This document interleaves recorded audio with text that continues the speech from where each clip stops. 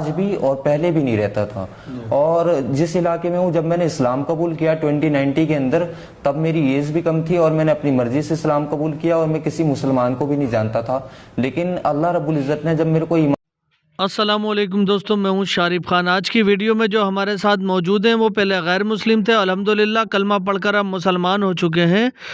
आज की वीडियो बहुत ही इंटरेस्टिंग है। 16 साल की छोटी सी उम्र में अल्लाह की मोहब्बत दिल में रखने वाले ये हमारे भाई आपको बताएंगे कि किस तरह से इन्होंने इस्लाम कबूल किया और इस्लाम कबूल करने के बाद इन्हें अपने घर बार सब कुछ छोड़ कर के जाना पड़ा। 1.5 साल तक इतनी बड़ी मुशक्क़त उठाई, न खाने को रोटी थी, न पीने को पानी था, न सर पे छत थी। बहुत परेशानी का इन्होंने सामना किया, लेकिन एक बार भी दिल में ख्याल ये नहीं आया कि अब मैं इस्लाम से फिर जाऊं या वापस अपने घर चला जाऊं, दीने इस्लाम को छोड़ दूं। चलिए जानते हैं भाई से, बहुत ही इंटरेस्टिंग स्टोरी है। तो चलिए शुरू करते हैं वीडियो। इस एपिसोड के बाद क्या वो लोग अब डरे हुए हैं या पुलिस क्या उनको पूछताछ कर रही है, उन तक पुलिस पहुंची है, कोई है ऐसा? पुलिस तो अभी किसी तक पहुंच नहीं पाई है। जो पुलिस वाले जो पहुंच रहे हैं वो लोगों की फैमिली तक पहुंच रही है, मीडिया भी लोगों की फैमिली तक पहुंच रही है।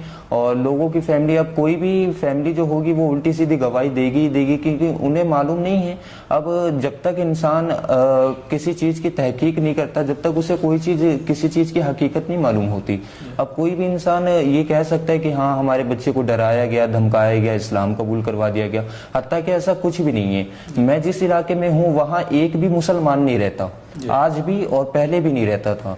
और जिस इलाके में हूँ, जब मैंने इस्लाम कबूल किया 2090 के अंदर, तब मेरी एज भी कम थी और मैंने अपनी मर्जी से इस्लाम कबूल किया और मैं किसी मुसलमान को भी नहीं जानता था। लेकिन अल्लाह रब्बुल इज़्ज़त ने जब मेरे को ईमान दिया, ये तो खैर खुदा की तरफ से एक कुदरती चीजें हैं। अब वो जो है, अब जिसे चाहे अपनी तरफ खींच ले, जिसे चाहे ना खींचे, है ना। तो उसने वैसे भी कुरान करीम के अंदर फरमा दिया कि अगर तुम हमारी इबादत को छोड़ दोगे तो हम तुम्हारे मुकाबले ऐसे लोगों को लाकर खड़ा कर देंगे जो तुमसे बेहतरीन होंगे। तो अल्लाह जो है वो किसी का मोहताज नहीं है, इसलिए अल्लाह के अंदर ये ताकत है, इसलिए अल्लाह कर रहे हैं। तो उसके बाद कोई डर लग रहा है कि पुलिस परेशान करेगी?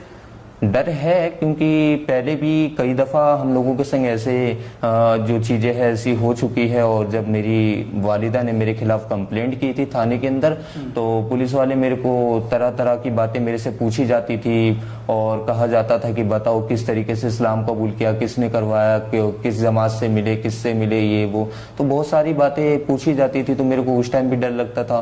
और साथियों को ये डर है, हमारे और भी भाई हैं, उनको ये डर है इस चीज़ का कि उनकी फैमिली के पास ये लोग जा रहे हैं और उल्टी सीधी बातें पूछ रहे हैं और कहीं इन्हें बंद ना कर दिया जाए पकड़ के, जैसा कि हमारे मौलाना उमर गौतम साहब को और मौलाना जहांगीर कासमी साहब को कर दिया गया। इसी तरीके से कहीं इन लोगों के संग भी हालात पेश ना आ जाए, इसलिए वो जो है आने से डर रहे हैं। इसके अलावा 2019 में आपने इस्लाम कबूल किया, मैं थोड़ा सा उसके बारे में जानना चाहूंगा बैकग्राउंड में जाकर के जी।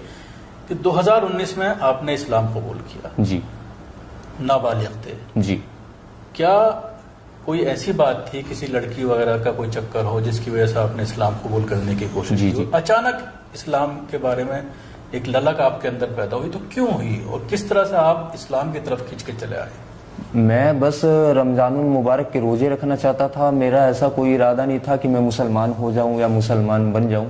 लेकिन जब दिमाग में आया कि रोजा रखना चाहते हैं? रोजा रखने के लिए आपका कोई साथी मुसलमान था जो रोजा जी जी जी, हमारे एक दो फ्रेंड्स थे जिन्होंने हमें ये बताया कि वो खुद, मैं उनको देखता था कि वो रमजान में रोजा रखते हैं, नमाज पढ़ते हैं और पूरा भरा भरा माहौल रहता है, सब निकलते हैं एक संग, कितना अच्छा लगता है देखने में, सब टोपी पहन के नमाज पढ़ने के लिए जाते हैं। तो मैंने सोचा कि इस दफा मैं भी रोजे रखूंगा। तो मेरे साथी से मैंने पूछताछ की कि बताइए किस तरीके से रोजा रखा जाएगा, इसका प्रोसेस क्या है, मतलब क्या इसमें इख्तिहार करना है, क्या खाना है, क्या नहीं खाना है, और किस तरीके से मतलब पाकीज़गी इख्तिहार करनी है और किस तरीके से नहीं करनी है, किस तरीके से रोजे के जो पूरे प्रोसेस है वो सारी चीज़ें मैंने जाना और जानने के बाद मैंने रोजा रखा। तो जब रोजा रखा तो एक हफ्ते बाद अचानक से मेरे संग कुछ कुदरती चीज़ें हुई। मैं बेड में लेटा हुआ था, दोपहर 12 बजे या 11:30 बजे के आसपास का टाइम था। तो मेरे को एक ख्वाब आया जिसमें मैंने मौत और नमाज देखी, तो मैंने इस्लाम कबूल कर लिया। मेरा दिल बिल्कुल बेचैन था उस टाइम, मेरे को लग रहा था या तो आज मेरी मौत है या तो मैं नमाज पढ़ लूँ। तो मैं गया, मैंने एक साथी से बताया तो उन्होंने कहा कि ठीक है बेटा, देखो इस्लाम जो है ये कोई मजाक वाली बात नहीं है कि मतलब इस्लाम कबूल कर लो और फिर बाद में इंसान फिर जाए, तो ऐसी कोई बात नहीं, मजाक मत करना। अगर आपके संग वाकई ही कुदरती कुछ हो रहा है तो आप अपनी मर्जी के तहत कर सकते हैं, लेकिन हम पे कोई ये ना हो। तो उन्होंने जब मेरे को कहा तो मैंने उनसे ये कहा कि देखिए जी, मैं कोई मजाक नहीं कर रहा, आप मुझे फौरन कलमा पढ़ाइए, मुझे फौरन नमाज पढ़ना है। तो उन्होंने मेरे को कलमा पढ़ा दिया, क्योंकि गया तो मैं उनके पास था ना सर, उन्होंने मेरे को खुद नहीं पढ़ाया, वो मेरे पास नहीं आए, मैं उनके तो पास। उसके बाद आपके घर में जैसे आपके 2 भाई और हैं, एक बहन है, आपसे छोटे हैं सब, जी जी, वालिदा आपकी नौकरी करती हैं, सरकारी नौकरी करती हैं, तो उसके बाद घर में किस तरह का माहौल हुआ? क्या कहा घर वालों ने? क्या पुलिस कंप्लेंट की गई? उसके बाद पुलिस ने किस तरह का व्यवहार किया? जी, मेरी मम्मी ने मेरे ऊपर पुलिस कंप्लेंट की। कंप्लेंट करने के बाद चंद दिनों बाद, 1 महीने के आसपास जब बीत गए, तो फिर पुलिस वालों की तरफ से कॉल आया और जो कंप्लेंट मेरी अम्मी ने लिखवाए थे उसके अंदर और भी बेकसूर लोग फंसे हुए थे मेरी वजह से। तो मैंने सोचा कि मेरा जाना बेहतर होगा, मैं जाके जो जिनका कॉल आया था, जो एसएचओ थे थाने के, उनसे मुलाकात करूं और उनसे बातचीत करूं कि आखिरकार क्या मामला है कि उनको फोन करके परेशान किया जा रहा है कि आप थाने में आओ, आपके खिलाफ ये कंप्लेंट है कि आपने दूसरे के बच्चे को मुसलमान बना दिया। जो कि उसके अंदर भी कुछ भाई हमारे हिंदू थे, एक का नाम राजेश कुमार भी था और वो हिंदू था और वो अपनी मर्जी से 1-2 दफा उसने भी नमाजें पढ़ी, लेकिन उसने अपनी मर्जी से पढ़ी, हमारा कोई उस पर प्रेशर नहीं था और मेरे ऊपर भी किसी का कोई प्रेशर नहीं था। वो भी अब मुसलमान हो गए? जी, वो मुसलमान नहीं हुए। जब उनको पुलिस वालों ने उनसे पूछ पड़ताल की तो वो थोड़ा घबरा से गए, उन्होंने कहे कि नहीं, मैं इन सब चीज़ों को नहीं करूँगा, से मुझे छोड़ दीजिए। तो वो सब तो बेकसूर एंड में साबित हो गए थे, लेकिन जब मेरा मामला, जब पुलिस वालों का जो रवैया था वो ये था कि जब मेरे को थाने के अंदर बुलाया जाता तो सुबह से शाम तक बैठाए रखते और फिर मेरे से तरह तरह की बातें पूछी जाती, जैसे कि मैंने बहुत बड़ा जुर्म किया हो और सीआईडी वाले जो होते हैं वो जांच पड़ताल करते हैं कि ये कहाँ से हुआ, ये कहाँ से हुआ, उस तरीके से मेरे से पूछ पड़ताल की जा रही थी। उसके अलावा आप बता रहे थे कि आपको बॉम्बे भेजने के लिए भी कहा गया? जी, मेरी फैमिली है, उन लोगों ने बातें की, एंड में उन लोगों ने कहा कि इसको जो है, लड़के को अगर ये नहीं मानता है तो इसको हम आगे भेजेंगे, पुलिस वालों ने।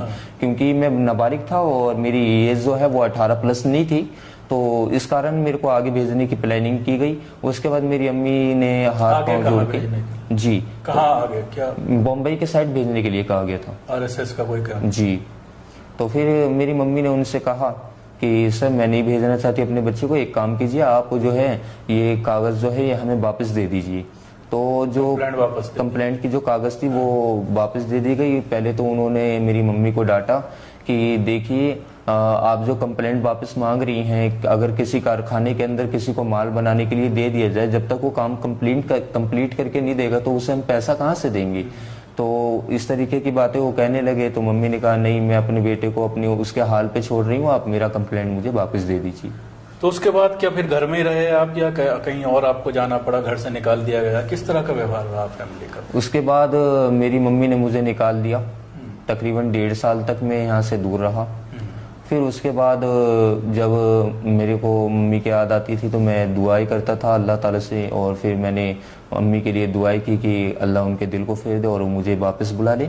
तो उनका कॉल आया कि बेटा कहाँ है, आ जा, फिर वो कोई नमाज पढ़ने से नहीं रोकेगा, कोई किसी काम से नहीं रोकेगा, तू आ जा और अपना जो करना वो करियो, लेकिन घर में रहियो। तो उसके बाद मैं घर लौट गया और उसके बाद से उन्हीं के बीच में हूँ। तो अब घर में बिल्कुल सामान्य स्थिति है, सब ठीक है, बिल्कुल कोई परेशानी जी, अब सब ठीक है। आप अपने हिसाब से रहते हैं, बाकी भाई बहन और माँ जो है वो अपने धर्म के हिसाब से रहते हैं? जी जी जी, वो अपने तरीके से चलते हैं और मैं अपने तरीके से हूँ अल्हम्दुलिल्लाह। और मैं उन पे कोई ज़बरदस्ती, कोई जोर, प्रेशर कुछ भी ऐसा नहीं डालता कि आप इस्लाम कबूल कर लो या फिर आपको आपके सिस्टर की शादी वहाँ करवा देंगे अच्छे घराने में मुसलमान के पास, या फिर वो इस्लाम कबूल कर लेगी तो अम्मी अगर आप भी इस्लाम कबूल कर लोगे तो अच्छा हमें कोई मुसलमान घर दे देगा। अगर ये सारी बातें होती तो मैं तो उमर गौतम साहब से काफ़ी दफ़ा मिल चुका हूँ, क्या वो मुझे देते नहीं? क्या मेरी फैमिली आज तो इस तरह की बात किसी और के जरिए भी नहीं कही जाती आपसे कि आप अपनी फैमिली में जो और लोग हैं उनको मुसलमान कर लें, जी तो नहीं, हम आपको पैसा देंगे, ऐसा कुछ किसी और के जरिए नहीं, किसी और के जरिए भी नहीं कही जाती। बल्कि इस्लाम तो ये हुक्म देता है कि जबरन इस्लाम कबूल करवाना, अगर हम किसी को जबरदस्ती इस्लाम कबूल करवाते हैं तो वो कितने मिनट के लिए करेगा? मुश्किल से 10 मिनट, चाकू की नोक पे, तलवार की नोक पे या पिस्तल के माथे पे रख देने की वजह से वो कितने मिनट के लिए इस्लाम कबूल कर लेगा? 10 मिनट, 20 मिनट, उसके बाद तो वो वहां से निकल जाएगा, फिर तो वापस जाके अपने माहौल में फिर जी सकता है। तो आपको 2019 में आप कन्वर्ट हुए थे, तकरीबन 2.5 साल के करीब आप बता रहे हैं हो गए हैं, तो कैसा लग रहा है चेंज करने के बाद? मुझे बहुत अच्छा लग रहा है अल्हम्दुलिल्लाह, मुझे कोई पछतावा नहीं। और मैं तो उस रब्बे करीम का शुक्रगुजार हूँ कि इस्लाम धर्म जो है वो हक का मज़हब है, और अल्लाह ताला ने इस दुनिया के अंदर 1,24,000 ईश्वरीय दूत भी भेजे, मैसेंजर ऑफ गॉड, कि ये हमारा मैसेज है, आप इसे हर एक इंसान तक पहुंचाइए। तो ऐसा हो सकता है कि जो मेरे दादा थे उन तक किसी ने बात नहीं पहुंचाई हो, फिर उनको मेरे पापा ने कुछ करते हुए देखा हो तो मेरे पापा ने भी उसी चीज को शुरू कर दी हो, फिर मेरे पापा को मैंने देखा तो मैं भी वही कर रहा था, लेकिन उस टाइम कोई दीन पहुंचाने वाला था ही नहीं।